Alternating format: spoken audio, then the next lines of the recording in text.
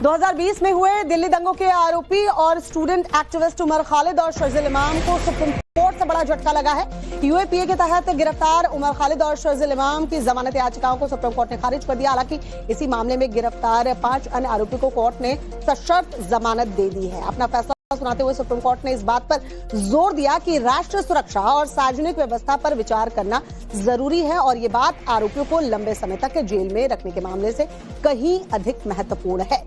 बचाव पक्ष ने मामले में ट्रायल शुरू होने के पहले ही आरोपियों के 5 साल से अधिक समय तक जेल में रहने को जमानत का आधार बनाया था, लेकिन उमर खालिद और शर्जील इमाम के मामले में कोर्ट ने इस तर्क को सही नहीं माना।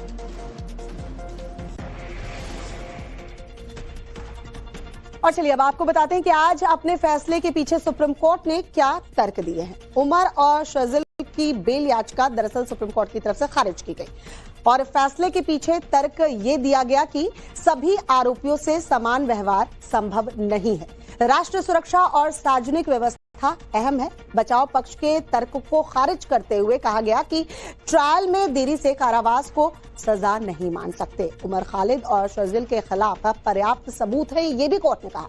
गवाहों की जांच पूरी होने अथवा 1 साल तक जमानत नहीं कर सकते हैं। उमर और शर्जील को छोड़ 5 अन्य की जमानत मंजूर की गई है, वो भी सशर्त जमानत दी गई है। दूसरी तरफ सुप्रीम कोर्ट का फैसला आने के बाद एक बार फिर बीजेपी और कांग्रेस में जुबानी जंग छिड़ी है। कैसे, देखिए जरा। 5 साल 6 साल तक ट्रायल नहीं हो रहा है, उन पे जो सेक्शंस लगे हैं उन सेक्शंस के मुताबिक उनकी सजा ही इसके आसपास है, 6 साल 7 साल, वो भी मैक्सिमम है। और उसके बावजूद जमानत न देना, ये इससे बहुत सारे सवालात खड़े होते हैं। न्यूयॉर्क का मेयर चिट्ठी लिख रहा है, अमेरिका के लॉ मेकर्स इस पे सवाल उठा रहे हैं, हमारी जुडिशरी पे सवाल उठा रहे हैं। तो ये सारी बातें विचार करने योग्य हैं। खलनायकों का महिमा मंडन करने का काम आज भी कांग्रेस का इकोसिस्टम करता है।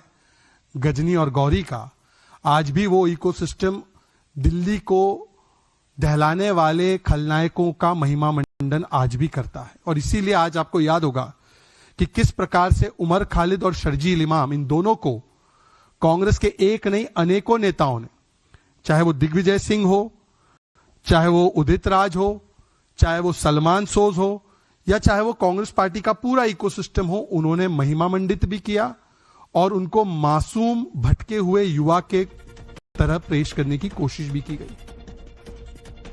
इस बीच दिल्ली की मुख्यमंत्री रेखा गुप्ता ने दिल्ली दंगों के मामले में उमर खालिद और शर्जील इमाम की जमानत याचिका सुप्रीम कोर्ट से खारिज होने पर खुशी जताई है। दिल्ली की सीएम ने कहा है कि दिल्ली को दंगों में झोंकने वालों को सख्त सजा मिलनी चाहिए। इसी के साथ उन्होंने इशारों में आम आदमी पार्टी और कांग्रेस पर भी निशाना साधा। कैसे, सुनिए जरा। माननीय कोर्ट द्वारा जो दिल्ली दंगों के आरोपी शर्जील इमाम और उमर खालिद की जमानत की अर्जी को खारिज किया गया, हम माननीय कोर्ट का स्वागत करते हैं।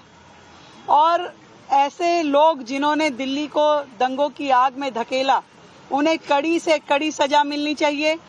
और वो लोग, वो पॉलिटिकल पार्टीज जिन्होंने ऐसे दंगाइयों का सहयोग किया, उन्हें भी कड़ा संदेश मिलना चाहिए, वो भी सजा के भागी हैं।